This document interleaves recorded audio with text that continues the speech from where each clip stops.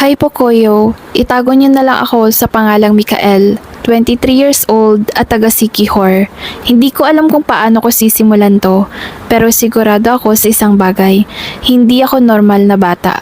At ngayon ko lang napagtanto kung bakit.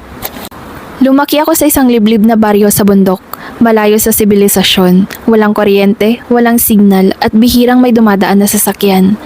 Doon ako pinalaki ng isang matandang babae na tinatawag ng mga tao sa lugar na Aling Biring. Para siyang lola ko, pero hindi ko siya tunay na kadugo. Sabi niya, iniwan daw ako ng magulang ko sa tapat ng bahay niya noong ako'y sanggol pa lang. Tinanggap niya raw ako parang sariling apo. Noong bata pa ako, akala ko normal lang lahat. Pero habang lumalaki ako, mas napapansin kong kakaiba ang paraan ng pagpapalaki niya sa akin. Hindi ako pinapayagang makipaglaro sa ibang bata. Laging may palawit sa leeg ko, bato na pula, may tila tuyong dugo.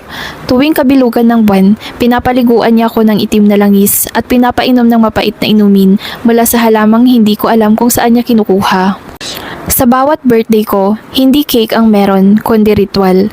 Pinapaupo niya ako sa gitna ng mga nakasinding kandila, habang binubulong niya ang mga salitang hindi ko maintindihan.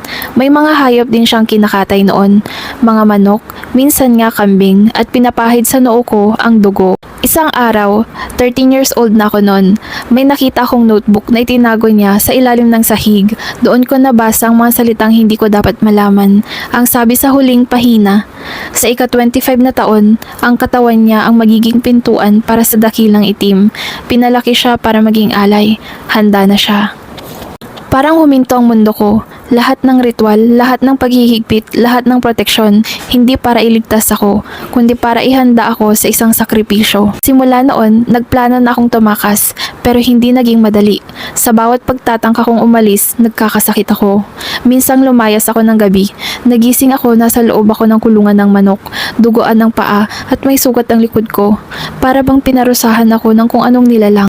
Hanggang sa dumating ang aking ika-23 na kaarawan, 2 taon na lang bago ang sinasabing pag-aalay, nakakita ako ng pagkakataon. Dumaan ang isang delivery truck ng bigas at lumapit ako, duguan ng paa at nanginginig sa takot. Isinakay ako ng driver, dinala sa simbahan sa bayan at doon ako unang nakalayo kay Aling Biring. Ngayon, naninirahan na ako sa Maynila. Pero gabi-gabi, napapanaginipan ko pa rin ang mga mata niya, yung mapupungay pero malamig. Minsan, naririnig ko ang tinig niya sa dilim, tinatawag ang pangalan ko, parang sinusundo ako. Minsan, nagigising ako na may marka sa dibdib ko, parang kutsilyong mainit ang gumawa. At minsan, may nahuhulog na mga itim na balahibo sa kwarto ko kahit walang ibon o hayop doon.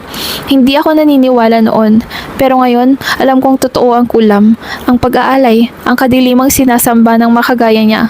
At kung hindi ako lalaban, baka matapos din ang buhay ko bilang isang alay. Payo ko lang, hindi lahat ng matanda ay tagapag-alaga. Minsan, sila ang nagtatago ng pinakadilim na sekreto sa mundo.